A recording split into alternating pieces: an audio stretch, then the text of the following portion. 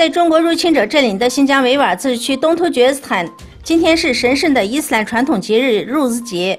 居住在喀什地区的维吾尔人聚集在埃迪卡尔清真寺，在中共警察全副武装监督下完成了入兹节礼拜，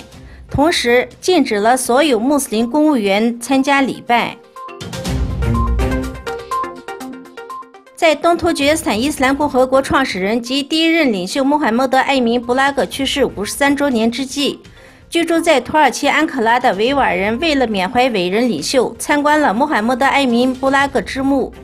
其生前是著名历史学家及面对侵犯而为独立、自由和民主进行斗争，同时谱写传奇诗史，最后对其进行了真诚的祈祷。在中国入侵者占领的新疆维吾尔自治区东突厥斯坦，所谓政治教育培训中心关押了150多万维吾尔人及其他少数民族穆斯林。没人知道自己的亲人关押在哪里，关押多久，身体状况如何，无从知晓。居住在国外的哈勒姆拉提向社会媒体表示，自己的父母、兄弟姐妹都被中共政府抓捕至今，没有任何消息。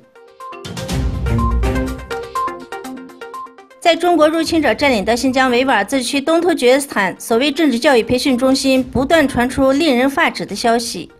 在和田地区莫宜县所谓政治教育培训中心关押的维吾尔人中，有24名维吾尔人死于非命。6月15日，由土耳其政府组织、东突厥斯坦各界协会协助，在伊尼卡皮奥亚表演艺术中心举办了庆祝伊斯兰传统入兹节大型活动，邀请了所有居住在伊斯坦布尔的维吾尔人参加。期间，土耳其内政部长苏莱曼·苏伊鲁发表了重要讲话。法国新闻广播电台报道称，6月13日，根据84名科学家共同参与发表在《自然》期刊的一份研究表明，10年以来，南极洲冰川融化的速度几乎是过去的3倍。如果这种趋势持续，南极洲未来可能成为海平面上升的主要原因。自1992年以来，南极洲已有3万亿吨的冰川消失，这足以使海平面上升大约8毫米。科学家们表示，海平面的上升